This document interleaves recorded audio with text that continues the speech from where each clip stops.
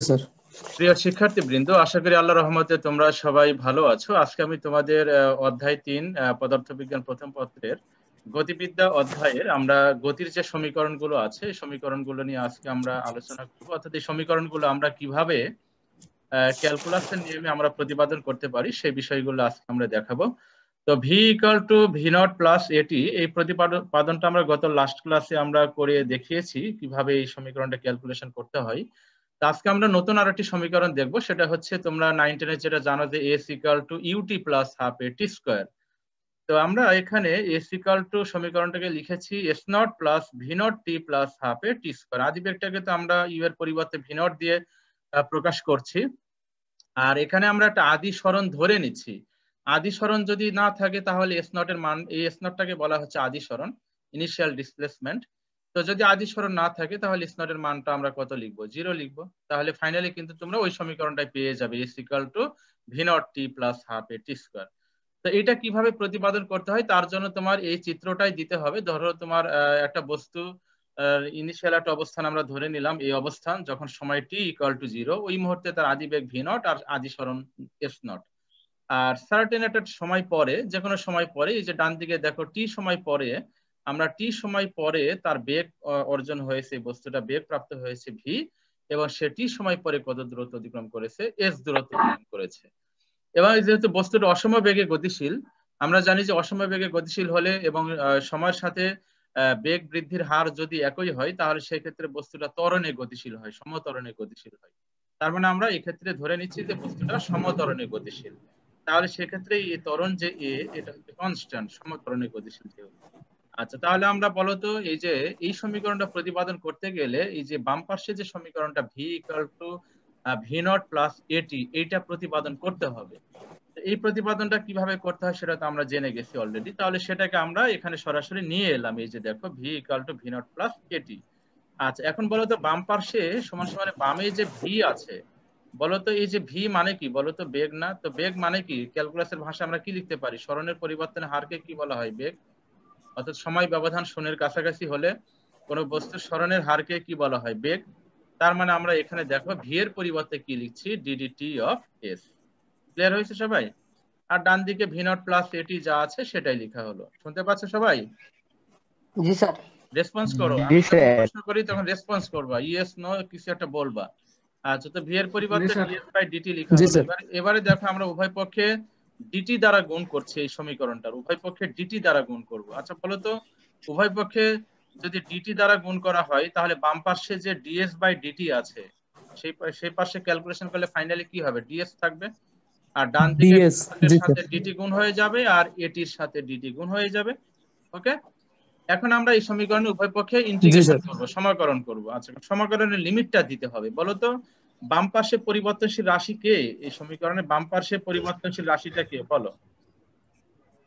S. Sir সরণ। S sir. আর ডান দিকে পরিবর্তনশীল রাশি কে? সময়। তাহলে লিমিটের মানগুলো টি আমার এখানে প্রয়োগ সময়। করতে টি হবে। স্যার, টি। লিমিটের মানগুলো এখানে আমাকে অ্যাপ্লাই করতে হবে, প্রয়োগ করতে হবে। তো বলো তো, যখন টি ইকুয়াল টু 0 আমরা লিমিটের মানগুলো প্রয়োগ করছি, চিত্রে দেখো বলা আছে যখন টি ইকুয়াল টু 0 তখন সরণটা কত বলো তো? S not. তাহলে দেখো এই যে ডান দিকে টি ইকুয়াল টু 0, লোয়ার লিমিটে T equal to 0, R lower লিমিটে সরণের ক্ষেত্রে সেই সময় সরণ 0, এস নট। আর যখন একটা সার্টেন টাইম ধরে নাও যে টি ইকুয়াল টু টি, তখন সরণ কত হয়েছে বলো? এস। তাহলে লিমিটের মান এস। এখানে বসিয়ে দাও। এই যে যখন ডান দিকে দেখো আপার লিমিট টি আর সরণের ক্ষেত্রে আপার লিমিট হচ্ছে এস। এবার ইন্টিগ্রেশন করলে কত হবে? ইন্টিগ্রেশন ডিএস মানে কত আমাদের জানা আছে না ভুলে গেছো? ইন্টিগ্রেশন ডিএস মানে কত? এস। ওই যে ইন্টিগ্রেশন স্যার ডিএফ এস। মানে কত? এক্স। জি সেই স্যার। সূত্রটা অ্যাপ্লাই হচ্ছে। তো ইন্টিগ্রেশন ডিএস মানে হচ্ছে এস। এবারে লিমিটের মানটা বন্ধনীতে দেখাতে হবে। আর কোন একটা বস্তু যে আদি বেগ নিয়ে গতিশীল সেই বেগটা কি? কনস্ট্যান্ট। তাহলে ভি নটটা বামে যাবে। আর ইন্টিগ্রেশন ডিটি করলে কত হবে? শুধু টি হবে। Sir T. টি হবে। জি স্যার। তাহলে এই যে তোমার টি এসছে আর লিমিটের মানটা বন্ধনীতে দিয়ে দাও। আর এ হচ্ছে কনস্ট্যান্ট, সমত্বরণে গতিশীল। তাহলে এ বামে যাবে আর টি ডিটি মানে হচ্ছে টি স্কয়ার বাই 2। ওই যে এক্স ডিএক্স যে টি সূত্রটা, স্কয়ার বাই 2। জি স্যার। এক্স ডিএক্স মানে কত? X square by 2। তাহলে আমার টি ডিটি মানে কত হবে? T square by 2। এবারে লিমিটের মানটা বন্ধনীতে দিয়ে দাও। এখন কি করবে? লিমিটের মানগুলো প্রয়োগ করতে হবে। লিমিটের মানগুলো প্রয়োগ করার নিয়ম কি? আমরা অঙ্ক করেছি অলরেডি আগে, আপার লিমিট মাইনাস লোয়ার লিমিট। তাহলে এই মানগুলো এখানে অ্যাপ্লাই করা হলো, করলে ফাইনালি দেখো আমরা ক্যালকুলেশন করে আমরা এই সমীকরণটা পেয়ে গেলাম। দেখো s = s not plus v not t plus half A T square, যেটা আমরা প্রতিপাদন করতে চাচ্ছিলাম এই সমীকরণটা। এখন তোমরা ওই কন্ডিশনটা অ্যাপ্লাই করে দাও। যাদি সরণ যদি না থাকে, তাদি সরণ না থাকলে s নট এর মান কত লিখবে? 0 লিখবে। s নট যদি 0 হয় তাহলে উপরের জি স্যার। সমীকরণ s নট এর জায়গায় 0 অ্যাপ্লাই করলে কি আগের সমীকরণটা তোমরা পেয়ে যাবে 19 এর জায়গায়। এই যে s = এই যে v not t plus half A T square. Clear সবাই? জি স্যার। জি স্যার। দেখো ভেরি ইজি আর কি, যদিও প্রতিপাদন পরীক্ষায় এখন আসে না, কিন্তু তারপরে একটু জানতে হবে কিছুটা, এইগুলোর মধ্যে তো অনেক কিছু শেখার আছে। তোমরা অনেক সময় প্রতিপাদন গুলো দেখো না, শুধু অঙ্ক করো না, প্রতিপাদনে দেখতে হবে। ফিজিক্স জানতে গেলে অবশ্যই তোমার এই প্রতিপাদন গুলো তোমরা দেখবে। তাহলে আমরা v = v নট প্লাস এটি এই প্রমাণটা আগে করতে হবে, করার পরে তারপরে s = v not t plus half A T square এই প্রমাণটা ওই সমীকরণ থেকে চলে আসবে। এবারে দেখো আমরা গতির আরেকটা গুরুত্বপূর্ণ সমীকরণ। আচ্ছা এখন আমাকে বলো তো, এই যে আমরা যে গতকাল যে সমীকরণটা বের করেছিলাম গত ক্লাসে, v = v নট প্লাস এটি, এই সমীকরণ দিয়ে আমরা কি করব বলো? সাইফুল ইসলাম বলো।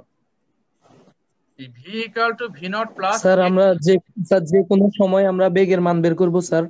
Very good. যে কোনো সময় পরে যদি বেগ বের করতে বলা হয় তোমাকে, তখন এই সমীকরণটা ব্যবহার করতে হবে, v = v নট প্লাস এটি। তার মানে যে কোনো সার্টেন টাইম পরে একটা বস্তু, গতিশীল বস্তুর বেগ কত হবে কোনো বিন্দুতে, সেটা বের করার জন্য আমরা এই সমীকরণটা ইউজ করব। আচ্ছা এবারে বলো তো সামিউল ইসলাম বলো। সামিউল বলো s = v not t plus half A T square, এই সমীকরণটা ব্যবহার করে আমরা কি করব বলো? Samiul, s = v not t plus half A T square, এই সমীকরণ ব্যবহার করে আমরা কি করব বলো? স্যার আমরা সরণ নির্ণয় করতে পারবো এই সমীকরণ ব্যবহার করে। আচ্ছা কার সাপেক্ষে? স্যার সময়ের সাপেক্ষে। সময় সাপেক্ষে। হ্যাঁ, তার মানে যে কোনো সময় পরে বস্তুটা কত দূরত্ব অতিক্রম করবে বা কত সরণ হবে সেটা বের করার জন্য আমরা এই সমীকরণটা ইউজ করব। হ্যাঁ, সমীকরণের ব্যবহারগুলো জানতে হবে, তাছাড়া তো অঙ্ক করতে পারবে না। তাহলে v = v নট প্লাস এটি, এটার ব্যবহার আমরা জানলাম, যে কোনো সময় পরে বেগ বের করার জন্য আমরা এটা ইউজ করব। আর s = v not t plus half A T square, এই সমীকরণটা আমরা যে কোনো সময় পরে বস্তু কত দূরত্ব অতিক্রম করবে বা তার কত সরণ হবে সেটা বের করার জন্য আমরা এই সমীকরণটা ইউজ করব। এবারে দেখো গুরুত্বপূর্ণ আরেকটা সমীকরণ, যেটা তোমরা জানো, ওই যে v² = u² প্লাস 2s, এইভাবে তোমরা জানো তাই না? তাহলে v² = v not square plus 2s, আদি বেগটাকে আমরা v নট দিয়ে প্রকাশ করছি। এখন যেহেতু আমরা আদি একটা সরণ ধরে নিচ্ছি এখানে s নট, সুতরাং সেই সমীকরণটা কিন্তু আসলে এইটা তৈরি হয় বাম পাশে, যে v² = v not square plus 2a into s minus s। এখন এই যে s নট যদি 0 হয় তাহলে তো ওইটাই তৈরি হবে, এই যে v² = v not square plus 2a। এটা কিভাবে প্রমাণ আসে সেটা একটু দেখো, খুবই ইজি। আগের চিত্রটাই আমি আবার এখানে ড্রয়িং করেছি। তো ত্বরণের ডেফিনেশন a = dv/dt। আচ্ছা এখন দেখো তো a কে যে আমরা একটু সাজিয়ে লেখা হচ্ছে, দেখো উপরে ds দ্বারা গুণ করা হলো আর নিচে ds দ্বারা ভাগ করা হলো। এটা করা হচ্ছে মূলত প্রমাণটা আনার জন্য, এই সমীকরণটা প্রমাণ করার জন্য। তো দেখো তো উপরে ds দ্বারা যে গুণ করা হলো আর নিচে যে ds দ্বারা ভাগ করলাম, তো ds আর ds কাটাকাটি হলে dv/dt তৈরি হচ্ছে না এখানে? জি স্যার। জি স্যার। আচ্ছা তাহলে এটা করা হচ্ছে মূলত কেন? প্রমাণটা আনার জন্য। আচ্ছা এখন বলো যে ডান দিকে যে ds/dt, আমার কার্সরটা খেয়াল করে, যে ds/dt এটা মানে কি বলো তো? সরণের হার। তো ds/dt ওইটার পরিবর্তে আমরা কিন্তু এই যে বেগ লিখতে পারি, এই যে বেগটা লিখতে পারি আমরা। আর বামে যে dv/ds সেটাই লেখা হলো dv/ds, আর সমান সমানে বামেতে ত্বরণ থাকবে। এবারে আমরা এই যে সমীকরণ যেটা পেলাম, এই সমীকরণের আমরা উভয় পক্ষে ds দ্বারা গুণ করব, এই ডানের সমীকরণের উভয় পক্ষে। আচ্ছা বলো তো ডানে উভয় পক্ষে যদি ds দ্বারা গুণ করা হয় তাহলে a এর সাথে ds গুণ হয়ে কি হবে? a ds তৈরি হবে। হ্যাঁ, তাহলে এই যে a ds কি হলো, আর ডান দিকে কি হচ্ছে? আমি অবশ্যই সাইড চেঞ্জ করে নিয়েছি একবারে। তো ডান দিকে কি হচ্ছে? যে dv/ds, আর আরেকটা ds গুণ হয়ে ds কাটাকাটি হচ্ছে, তাই না? তাহলে বাম দিকে তৈরি হচ্ছে v dv, বাম দিকে তৈরি হচ্ছে v dv। এবার এই সমীকরণ উভয় পক্ষে ইন্টিগ্রেশন করো। তো ইন্টিগ্রাল সাইন দিয়ে দাও, দিয়ে এখন লিমিটটা প্রয়োগ করো। আচ্ছা লিমিটটা প্রয়োগ করার জন্য দেখো এখানে বাম পাশে dv আছে তাই না? বাম পাশে পরিবর্তনশীল রাশি হচ্ছে বেগ, আর ডান দিকে পরিবর্তনশীল রাশি কে বলো তো?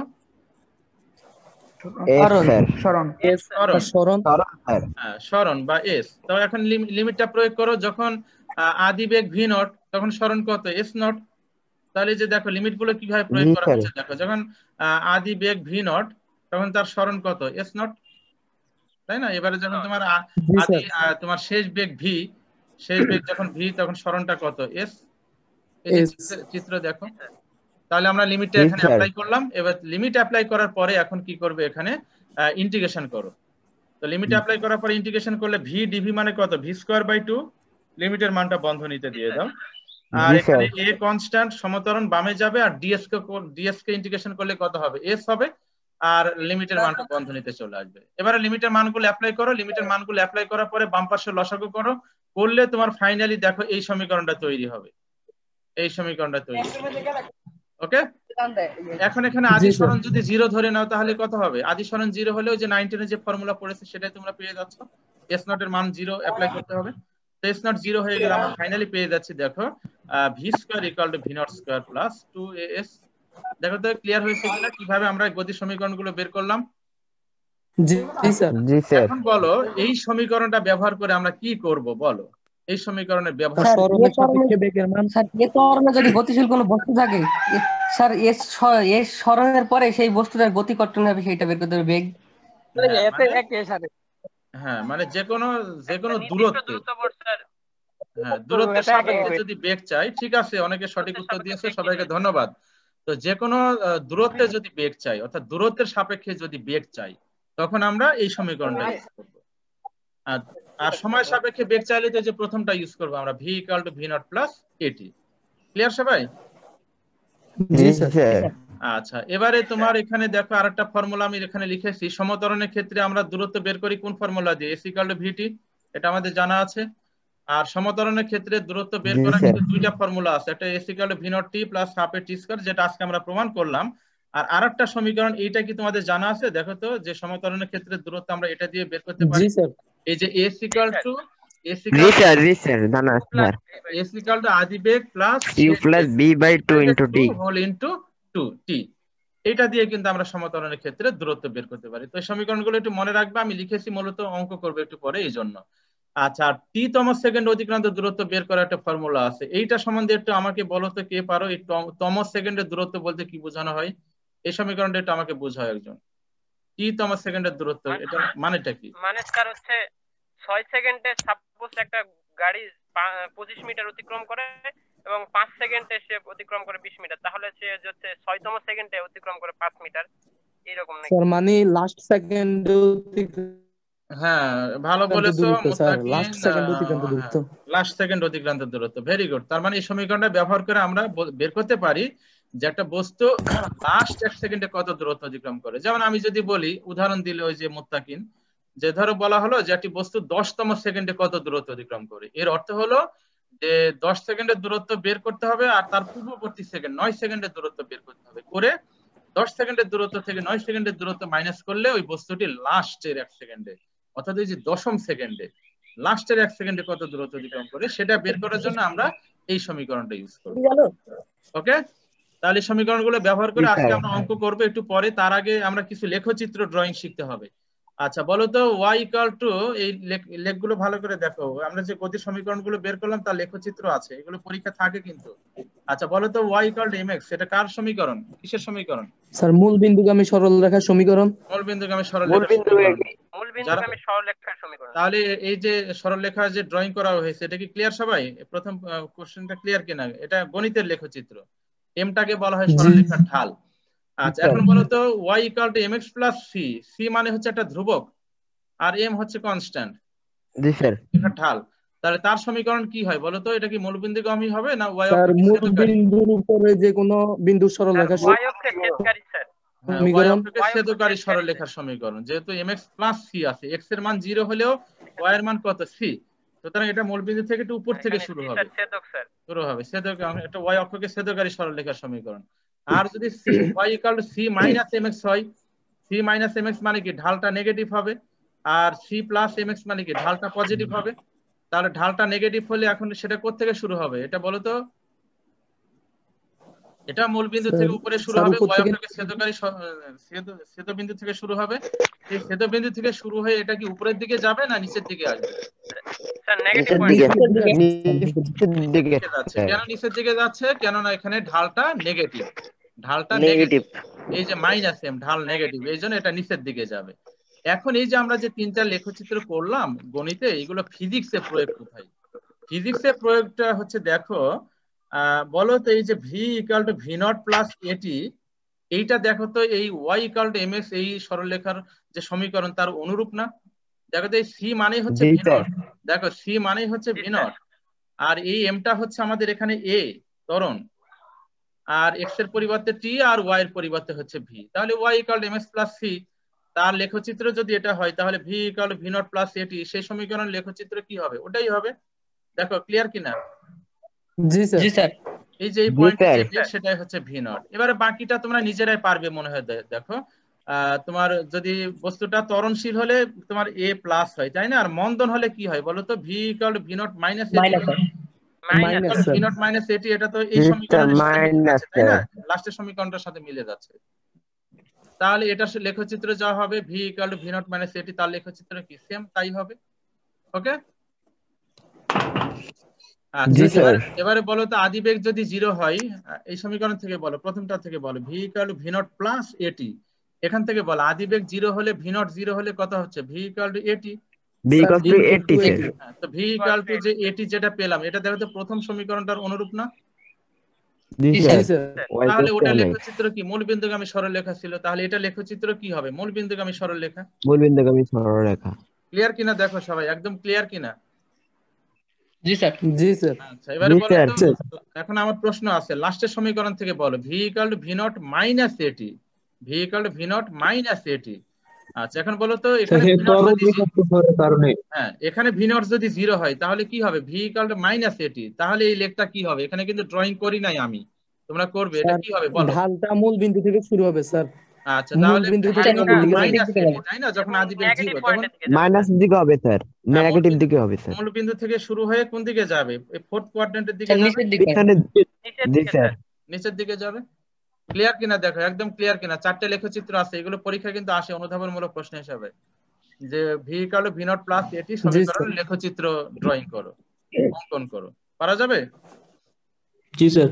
জি আচ্ছা, স্যার। জি এবারে স্যার। আসো দেখো, এইগুলো মনে হয় তোমরা শিখেছো, যতটা আমি অন্যান্য ক্লাসে পড়িয়ে জেনেছি, যে এই যে Y equal to X square বা X square equal to 4ay, আবার আরো অনেক সমীকরণ আছে, Y equal to A X plus B X, A X plus B X square plus C, এগুলো হচ্ছে পরাবৃত্তের সমীকরণ। এই পরাবৃত্তের লেখচিত্র হচ্ছে এই যে এইরকম লেখচিত্র পাওয়া যায়, পরাবৃত্তের লেখচিত্র এইটা। এই লেখচিত্রগুলো কি তোমরা দেখেছো, পরাবৃত্তের এই লেখচিত্রগুলো? না স্যার। আচ্ছা তো এই লেখচিত্রগুলো দেখো, এগুলো আমাদের এখানে প্রয়োগ হবে। দেখো এখানে বলো তো y equal to X square বা X square equal to A Y, বলো তো এখানে দ্বিঘাত কোনটায়, এক্স না ওয়াই? এই সমীকরণ থেকে বলো। Sir X. Sir X X sir. দ্বিঘাতটা এক্স, তো দ্বিঘাতের এক ঘাতটাকে আমরা এক্স অক্ষে দিয়েছি, আর ওয়াই যেটা সেটাকে ওয়াই অক্ষে দেওয়া হয়েছে। দেওয়া হলে তোমার এইরকম একটা লেখচিত্র তৈরি হয়। অর্থাৎ তোমার এক্স এর বিভিন্ন মানের জন্য, এক্স এর প্লাস মানের জন্য ওয়াই এর মান পাবে, মাইনাস মানের জন্য ওয়াই এর মান পাবে। আচ্ছা এক্স এর প্লাস মাইনাস মানের জন্য ওয়াই এর মান অলওয়েজ কি হবে বলো তো? ধনাত্মক হবে স্যার। প্লাস হবে স্যার। কেন? ওখানে এক্স এর উপরে স্কোয়ার আছে, তাহলে এক্স প্লাস হতে পারে মাইনাসও হতে পারে, কিন্তু ওয়াই অলওয়েজ কি? Y always plus. তার মানে ফার্স্ট কোয়াড্রেন্টে ওয়াই প্লাস হয়, আর সেকেন্ড কোয়াড্রেন্টে কি এক্স মাইনাস ওয়াই প্লাস হয়। তার মানে এইরকম একটা লেখচিত্র পাওয়া যাবে, এরকম বক্ররেখা পাওয়া যাবে, এটাকে বলা হয় পরাবৃত্ত। ঠিক আছে, এখন দেখো এই যে সমীকরণটা, এই সমীকরণটার অনুরূপ, যেমন আমি আরেকটা সমীকরণ বলেছি, আমি লিখি না এখানে, y equal to A X plus B X square. আচ্ছা বলো তো y equal to A X plus B X square, সেটা দেখো তো এই সমীকরণের মতো না? দেখো তো y equal to A x, y মানে হচ্ছে আমাদের এখানে s, আর a মানে হচ্ছে ভি নট, আর এই যে হাফ a এটা মানে হচ্ছে b। তাহলে y equal to A X plus B X square, তার লেখচিত্রে কিন্তু এটা, আমি এখানে দেখাই নাই সমীকরণটা, তারও লেখচিত্র এটাই হবে। তাহলে আমাদের এখানে এই যে s equal to V naught T plus half A T square, এই সমীকরণের লেখচিত্র কি হবে বলো তো? এটাই হবে না? দেখো আমরা এই নেগেটিভ জি স্যার। অংশটা, আরেকটা জিনিস আমি একটু বলে দিই, এই যে নেগেটিভ যে পোরশনটা, এটা আমরা ফিজিক্সে ব্যবহার করি না, এই নেগেটিভটা আমরা ব্যবহার করি না, শুধু পজিটিভটা ব্যবহার করি। এই যে ফার্স্ট কোয়াড্রেন্টে যেটা আছে এটা শুধু আমরা ব্যবহার করি। তাহলে ফার্স্ট কোয়াড্রেন্টে দেখো কোথায় মূল বিন্দু থেকে শুরু হচ্ছে, কেননা টি এর মান 0 হলে এস এর মান কত হবে, 0 হবে। তাহলে মূল বিন্দু থেকে শুরু হয়ে এটা কি হবে, বক্ররেখায় যে এইভাবে উপরের দিকে উঠে যাবে। ক্লিয়ার সবাই? অসমবেগে। জি স্যার। অসমবেগে। জি স্যার। আচ্ছা, আর যদি এখানে মন্দন হতো তাহলে এই সমীকরণটা কি হবে, S equal V naught T minus half A T square, এটাও মূল বিন্দু থেকে শুরু হবে, কিন্তু এটা এখান থেকে শুরু হয়ে উপরের দিকে উঠে গিয়েছে। এখন এটা কিন্তু আর উপরের দিকে যাবে না, এখান থেকে উঠে আবার নিচের দিকে নেমে যাবে, যেহেতু মন্দন হবে এখানে। এইগুলো তোমরা দেখবে, হ্যাঁ, যে ভি নট এর একটা মান নিবে, এর একটা মান নিবে, এবারে টি এর বিভিন্ন মানের জন্য এস এর মান বের করবে, করে লেখচিত্র যদি ড্রয়িং করো তাহলে দেখবে যে এইরকম লেখচিত্র পাবে। এটা পরাবৃত্ত। ওকে। আর আদি বেগ যদি 0 হয়, বলো আদি বেগ যদি 0 হয়, এখান থেকে বলো, এই সমীকরণ থেকে বলো আদি বেগ যদি 0 হয় তাহলে এই সমীকরণ থেকে বলো তো কি হবে, s equals to half a t square sir. আদি বেগ 0 হলে s equal to V naught T plus half A T square, তাহলে যে ভি নট টি বাদ হয়ে যাবে, তাহলে হাফ এ টি স্কয়ার। আচ্ছা, তাহলে এখন বলো তো টি যদি 0 হয় এস এর মান কত হবে, 0। তাহলে মূল বিন্দু থেকে শুরু হয়ে আর এই রকমই লেখচিত্র পাওয়া যাচ্ছে, কিন্তু ওই লেখের সাথে এই লেখের একটু পার্থক্য আছে, সেটা কে বলবে বলো? স্যার ঢালের পার্থক্য, ঢাল। ভেরি গুড, সাইফুল ইসলাম বলতে পেরেছে, অনেক ধন্যবাদ। ঢালের পার্থক্য আছে। ঢালের পার্থক্যটা কি, এই উপরের সমীকরণের ক্ষেত্রে s equal V naught T plus half A T square, এই লেখের ঢালটা বেশি হবে, আর এই লেখটা অর্থাৎ যেটা খুব দ্রুত খাড়া, মানে এটা দ্রুত উপরে উঠে যাবে। আর এই লেখটা s equal to half A T square যখন আদি বেগ 0, তখন এটা আস্তে আস্তে উপরে উঠে যাবে। কেননা তোমার এখানে দেখো শুধু হাফ এ টি স্কয়ার আছে, আর এই জায়গায় দেখো উপরের সমীকরণে হাফ এ টি স্কয়ারের সাথে কি ভি নট টি গুণ যোগ হচ্ছে, তাই না? তাহলে টি এর একটা নির্দিষ্ট মানের জন্য উপরের সমীকরণে এস এর যে মান পাবে, নিচের সমীকরণে এস এর মান তার চেয়ে কম পাওয়া যাবে। এটা ক্লিয়ার কিনা বলো? জি স্যার। জি স্যার। তাহলে টি এর একটা নির্দিষ্ট মানের জন্য উপরের সমীকরণে এস এর মানটা খুব দ্রুত বেড়ে যাবে, আর এটা আস্তে আস্তে বৃদ্ধি পাবে, এটাও বৃদ্ধি পাবে বাট স্লোলি, আর ওটা র্যাপিডলি ফাস্ট বৃদ্ধি পাবে ওইটা। এই জন্য তোমার s equal V naught T plus half A T square, এটা লেখটা দ্রুত উপরে উঠে যাবে, আর এটা আস্তে আস্তে উপরে উঠবে। ক্লিয়ার কিনা বলো? তাহলে উপরে ঢালটা বেশি হবে আর এটা ঢালটা কম হবে। ক্লিয়ার সবাই? জি স্যার। জি স্যার। এবারে আসো আরেকটা লেখচিত্র, এগুলো এখন নিজেরাই তোমরা পারবে। দেখো এখানে দেখো শব্দ হচ্ছে y equal two x y square equal two x বা y square equal two 4ax। বলো তো এখানে দ্বিঘাত কে y, আর একঘাত কে x। উপরে যেটা আমরা করলাম এটা দেখো খেয়াল করো, দ্বিঘাত কিন্তু x ছিল আর একঘাত y, তাহলে লেখটা ফার্স্ট আর সেকেন্ড কোয়াড্রেন্টে ছিল। এবারে দেখো আমার এখানে দ্বিঘাত হচ্ছে y আর একঘাত হচ্ছে x। x এর বিভিন্ন মানের জন্য বলো তো y এর কয়টা মান পাওয়া যাবে? দুইটা। x এর বিভিন্ন মানের জন্য y এর কিন্তু দুইটা মান পাওয়া যাবে, যেহেতু y স্কয়ার আছে প্লাস মাইনাস তৈরি হবে। তার মানে সেটাকে লেখচিত্র ড্রয়িং করলে x এর ধনাত্মক মানের জন্য y এর নেগেটিভ প্লাস মাইনাস দুইটা মান পাওয়া যাচ্ছে, যার জন্য এটা এইরকম একটা লেখ তৈরি হবে, এইরকম। এটা পরাবৃত্ত। আচ্ছা, এখন ফিজিক্সে আমরা এই নেগেটিভ অংশটা ব্যবহার করি না, শুধু উপরেরটা ব্যবহার করব। ওকে। তাহলে এখানে দেখো দ্বিঘাত যেটা শব্দ হচ্ছে, যেখানে শব্দ হয় একটু বন্ধ করে করে রাখো, মিউট করো। আচ্ছা, তো বলো তো দ্বিঘাত y স্কয়ার, তো দ্বিঘাতটাকে কোন দিকে দিয়েছি? দ্বিঘাতের একঘাতটাকে কিন্তু আমরা y অক্ষে দিয়েছি, তাই না? আর একঘাত x, এটাকে x অক্ষে আছে। তাহলে সেটা এইরকম একটা লেখচিত্র তৈরি হয়। এখন আসে এই লেখচিত্র, V square equal to V not square plus 2as। আচ্ছা, এখন বলো তো এখানে ভি বনাম এস লেখচিত্র আমরা ড্রয়িং করছি। ভি, তো ভি কয় ঘাত বলো? দ্বিঘাত। তাহলে দ্বিঘাতের একঘাতটাকে ভিকে আমরা y অক্ষে নিলাম। দেখো খেয়াল করো, এটা বুঝতে হবে কিন্তু, এই যে y সেটা এখানে ভি হিসাবে কাজ করছে, আর এখানে s একঘাত, তাহলে সেটাকে আমরা x অক্ষে নিলাম। আচ্ছা, এখন বলো তো s যখন 0, খেয়াল করো s যদি 0 হয়, সেটা s 0 মানে কোথায়? মূল বিন্দুতে এখানে, তখন ভি এর মান কি 0 বলো? তখন কি ভি এর মান 0? V square sir, V not square. তখন V square equal to V not square, তাহলে ভি ইকুয়াল টু কত হবে? V not. জি স্যার। তখন কি এটা মূল বিন্দু থেকে শুরু হচ্ছে নাকি একটু উপর থেকে শুরু হবে? উপর থেকে শুরু হচ্ছে। উপর থেকে শুরু হয়ে এখন এই যে উপরে যে লেখটা আছে, এই লেখটা এইভাবে ড্রয়িং করে দিতে হবে। ক্লিয়ার হয়েছে কিনা দেখো? জি স্যার। আচ্ছা, আর এটা যদি মন্দন হতো, নেগেটিভ স্লোপ হতো, মন্দন হলে কি হবে? V square equal to V not square minus 2s। এটা যেমন এখান থেকে শুরু হয়ে উপরের দিকে গেল, আর এই ক্ষেত্রে মাইনাসের ক্ষেত্রে কি হবে? ওই পয়েন্ট থেকে শুরু হয়ে কি এখন উপরে যাবেন না নিচের দিকে যাবে? নেগেটিভ ঢাল নিচের দিকে যাবে। যাবে স্যার। নিচের দিকে যাবে স্যার।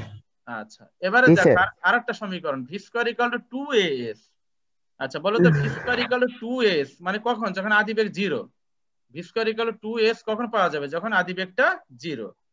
0 হবে। 0। আচ্ছা, তাহলে এইটা দেখো V square equal two 2s আর এই যে Y square equal two 4x এটার সাথে মিলে যাচ্ছে একদম। তাহলে এটা এখন কি হবে? মূল বিন্দুগামী হবে। জি দেখো s এর মান যদি 0 হয় তাহলে b এর মান কত হবে? 0 হবে। তাহলে এটা কি হচ্ছে? একটা মূল বিন্দুগামী সরলরেখা হচ্ছে, সরি মূল বিন্দুগামী বক্ররেখা হচ্ছে, পরাবৃত্ত। ক্লিয়ার কিনা দেখো?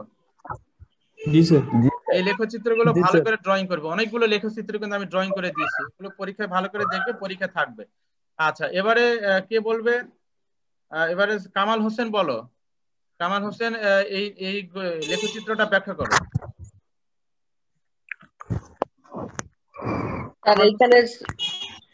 স্যার এইখানে প্রথমকার দিকে স্যার এ থেকে ও এ বিন্দুতে স্যার এই জায়গায় ত্বরণ হয়েছে স্যার, তারপরে ও এ বি এখানে স্যার মন্দন হয়েছে স্যার। হ্যাঁ, মানে ভি বনাম টি লেখচিত্র এটা।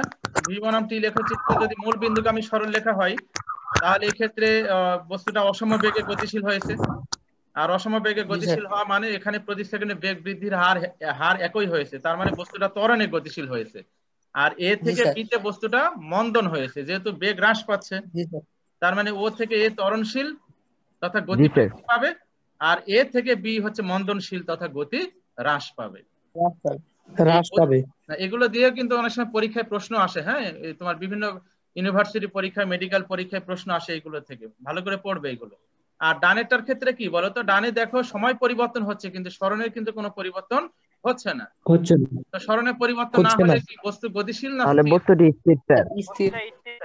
তাহলে বস্তুটা হ্যাঁ স্থিতিশীল অবস্থায় আছে, স্থির অবস্থায় আছে। আর স্থির অবস্থায় থাকা মানে তার কি?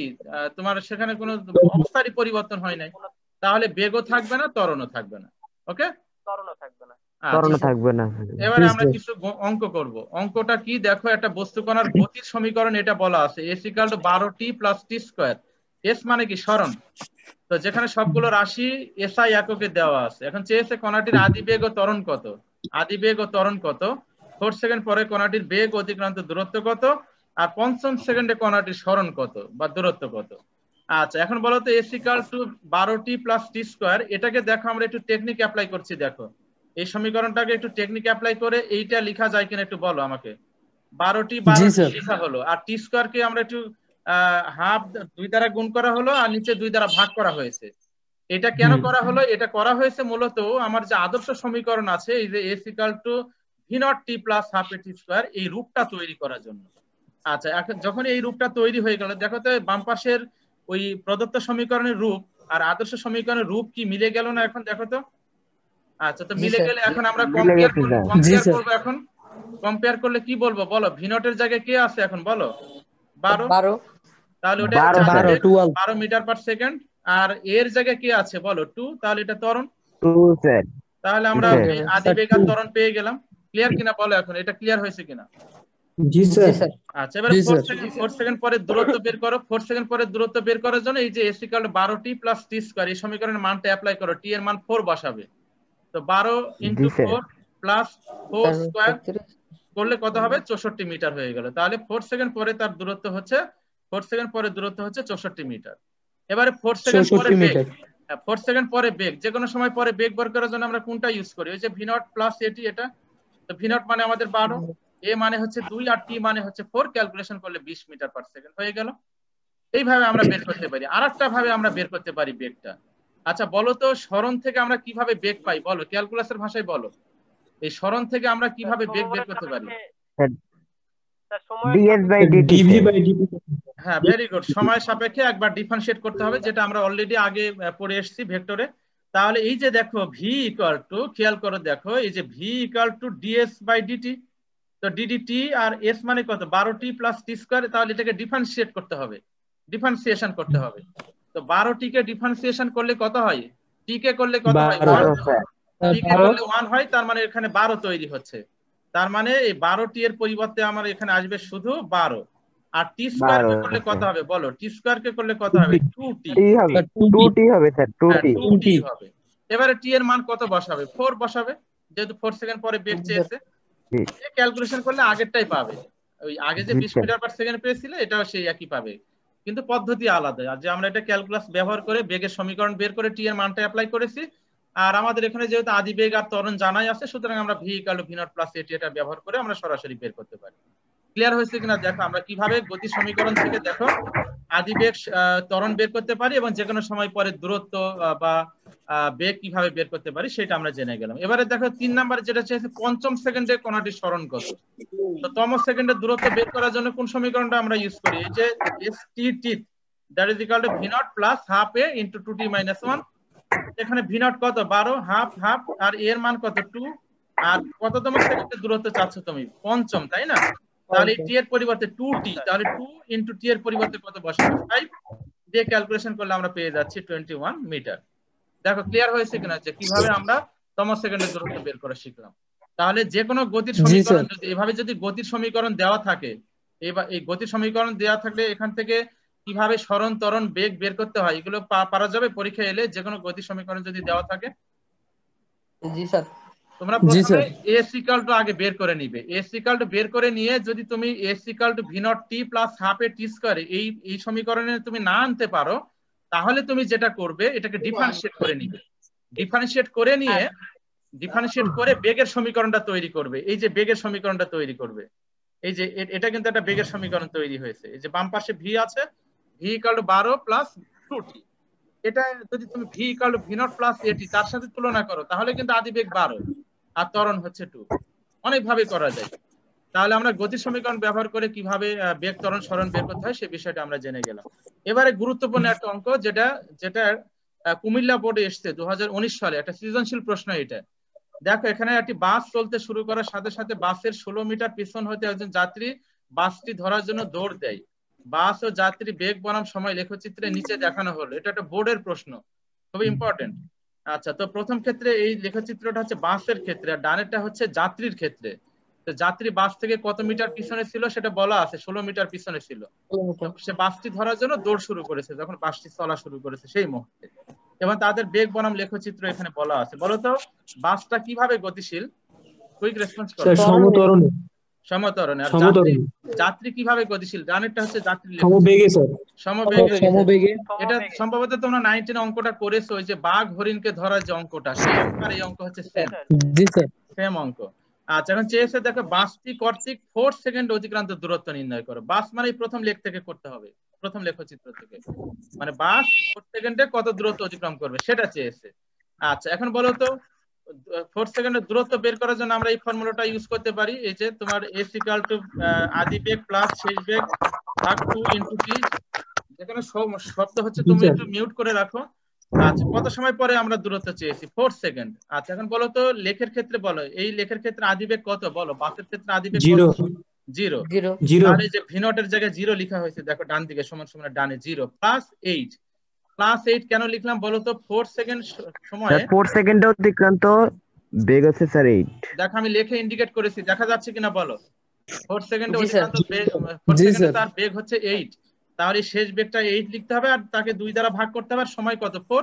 ক্যালকুলেশন করলে 16 মিটার পেয়ে গেলে। দেখো তো অঙ্কটা ক্লিয়ার হয়েছে কিনা? খুবই ইজি অঙ্ক। জি স্যার। আচ্ছা, এবারে দেখো উদ্দীপকের যাত্রীটি বাসটি ধরতে পারবে কিনা গাণিতিক ভাবে বিশ্লেষণ করে, এবং ধরতে পারলে কত সময় পরে কত দূরত্ব অতিক্রম করে ধরবে সেই অঙ্কটা চেয়েছে এখানে। তো সেটা বের করার জন্য যে কাজ করতে হবে, এখানে একটা চিত্র দিয়েছি। ধরো এই যে আমি এখানে একটা চিত্র দিচ্ছি, দেখো এই যে এখানে যাত্রীর অবস্থান হচ্ছে এই এ অবস্থানে। এই এ অবস্থানে হচ্ছে যাত্রী কত মিটার পিছনে আছে বাস থেকে? 16 মিটার পিছনে আছে। তো আমরা ধরে নিলাম যে বাস এর দূরত্ব অতিক্রম করে সি বিন্দুতে এই যাত্রীটা 16 প্লাস x মিটার দূরত্ব অতিক্রম করে সি বিন্দুতে এসে বাসটি ধরতে পারবে, এটা ধরে নেওয়া হলো।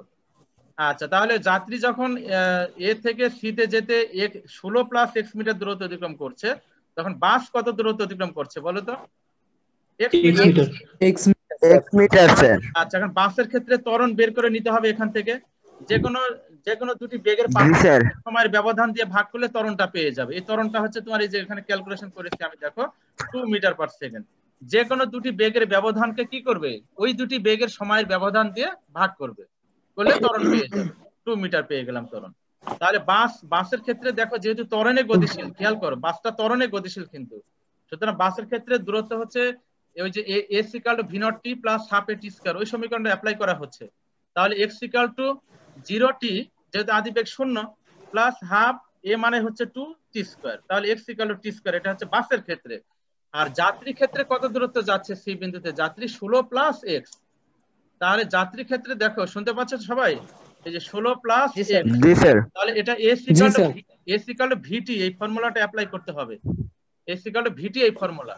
জি স্যার সমবেগের ক্ষেত্রে সমবেগের ক্ষেত্রে কেননা জি স্যার এই যে লেখচিত্রে দেখো সমবেগ যেহেতু যাত্রী সমবেগ সমবেগে গতিশীল, এবং সেই সমবেগটা কত বলা আছে লেখে, সমবেগটা বলা আছে দেখো 8। 8 মিটার পার 8 স্যার 8, তাহলে এখানে 8 মানটা অ্যাপ্লাই করো, করে দেখো আমরা এখানে একবার মান প্রয়োগ করা হচ্ছে। দেখো এই যে 16 নিচে 16 লেখা হলো।